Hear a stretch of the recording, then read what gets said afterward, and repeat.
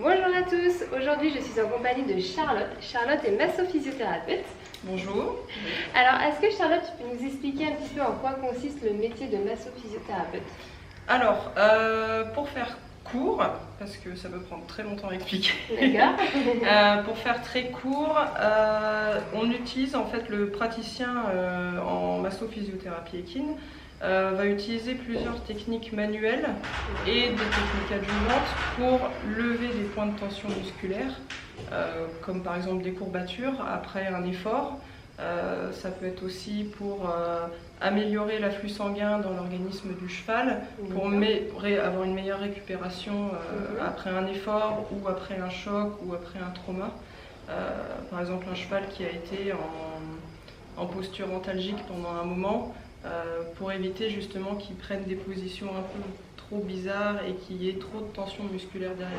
Une meilleure récupération derrière. Ça rééquilibre un petit peu le cheval? On va dire ça, c'est comme un humain qui va chez un kiné pour une tendinite. Donc il y a quelques exercices qui vont être faits. Donc ça, on le fait aussi sous forme d'étirement. Et on a aussi un œil de biomécanicien. Donc on regarde aussi comment le cheval se déplace pour pouvoir avoir une meilleure visualisation du cheval dans sa globalité, comment il fonctionne et où sont les points de tension musculaire. Alors qu'est-ce que ça apporte au cheval? Ça apporte plein de choses.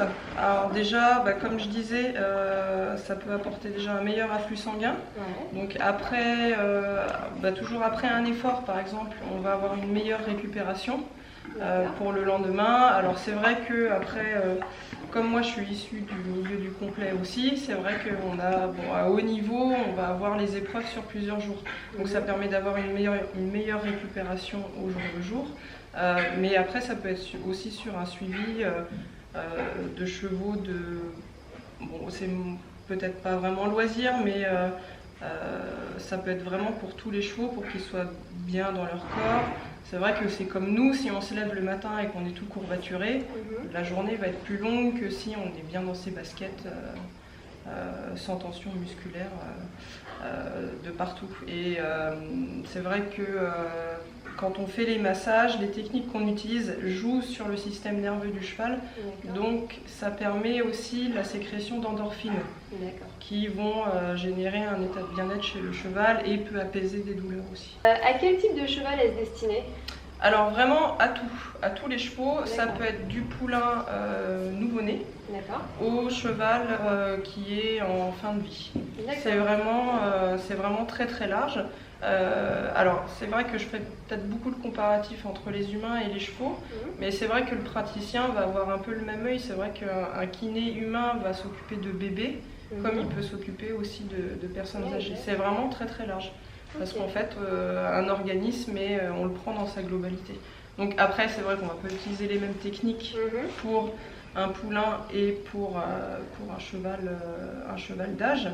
Un poulain, ça va être plutôt aussi, on peut aider à faire quelques étirements pour un poulain par exemple qui est un peu très contracté au niveau des articulations à la naissance, ça on peut le voir, ou qui a des déviances angulaires un petit peu prononcées. Donc on peut généralement l'aider, mais après ça c'est avec le maréchal, le vétérinaire, enfin c'est un tout. Après les chevaux plus âgés, là c'est pour donner du confort dans la vieillesse. Parce qu'on ne va pas pouvoir faire énormément de choses, parce que sur de l'arthrose par exemple on peut aggraver les choses, mais pour donner du confort justement au cheval en fin de vie. Quelles sont les différentes techniques que tu utilises? Alors, c'est vrai qu'on en a plusieurs. Les principales, c'est déjà on utilise nos mains, donc vraiment au niveau des massages. Avec de l'huile, avec quelque chose ou juste les mains? Alors on peut, ça va dépendre du praticien. Après, ça c'est plus les huiles, les algues. Moi j'utilise des algues aussi, des produits à base d'algues. Ça c'est plutôt des techniques adjuvantes. Donc tout ce qui est technique adjuvante, en fait, c'est ce qui n'est pas la main du praticien. Donc après, je sais qu'on peut utiliser l'électrothérapie, la cryothérapie, tout ça. Donc tout ça c'est des techniques adjuvantes. Personnellement, les techniques que j'utilise le plus, c'est les massages, les étirements et l'algothérapie. Est-ce que Charlotte, tu peux nous présenter ce joli cheval? Alors ce cheval-là, il s'appelle Todd de Suzan. Donc c'est un cheval qui est ici chez Rodolphe Scherer. C'est un cheval qui appartient à Monsieur et Madame Nolot, Eric et Catherine.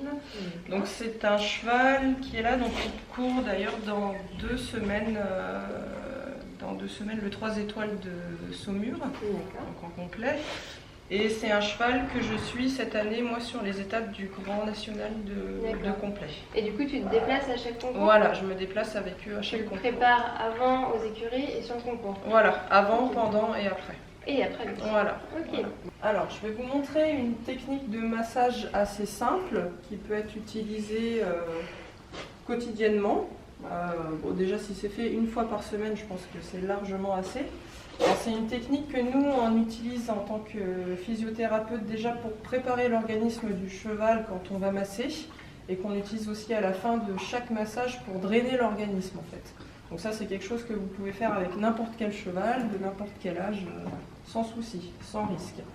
Donc c'est très simple. Alors on va utiliser ses mains. Alors pour ça, généralement on part de la tête et on fait par zone. Donc c'est ce qu'on appelle en fait des pressions glissées. Donc en fait votre main va venir vraiment comme une ventouse se coller sur le cheval et on va avec ça faire des glissements. Voilà, donc comme le nom indique, des pressions glissées. Donc ça, alors c'est des gestes assez lents, donc vous repassez toujours là où vous êtes passé avant avec l'autre main. Voilà, et ça on peut le faire un peu partout. Voilà, il est un peu agacé parce qu'il y a des mouches. Voilà, mais c'est une technique qu'on peut utiliser vraiment sur tout le corps. Et généralement, ils apprécient assez bien. Donc ça, c'est quelque chose que vous pouvez faire 5 à 10 minutes de chaque côté. Alors faites bien attention, par contre, quand vous arrivez vers l'arrière-main du cheval, généralement, ils sont un peu chatouilleux. Mais on peut, vraiment le faire sur tout le corps du cheval. Alors, il faut bien penser par contre à exercer un petit peu une pression avec ses mains. Alors là, je ne sais pas si on voit vraiment sur la vidéo, mais ma main, elle rentre quand même un petit peu dans la masse musculaire. Voilà, donc généralement, on dit entre 1 et 2 kg de pression. Alors, ça ne veut peut-être pas dire grand-chose, mais dans l'idée, voilà.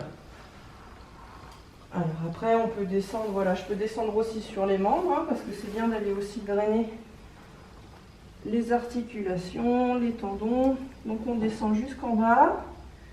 Et une fois qu'on est descendu en bas, hop, on remonte. Pareil. Donc il faut que les mains viennent englober tout le membre du cheval.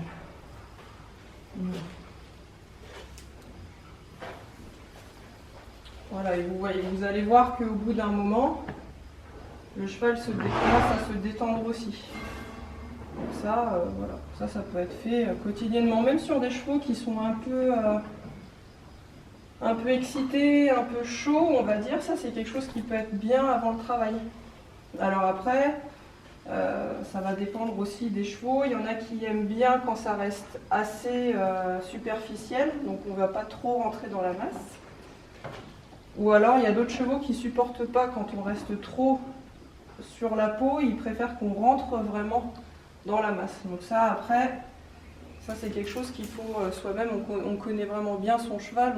Vous voyez, après, il y a certains, votre cheval va de toute façon vous dire, là, par exemple, lui, il n'aime pas du tout quand on est sur l'encolure.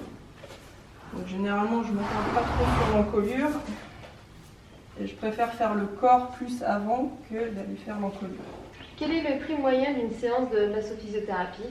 Alors, ça va dépendre un petit peu de ce qu'on fait pendant la séance.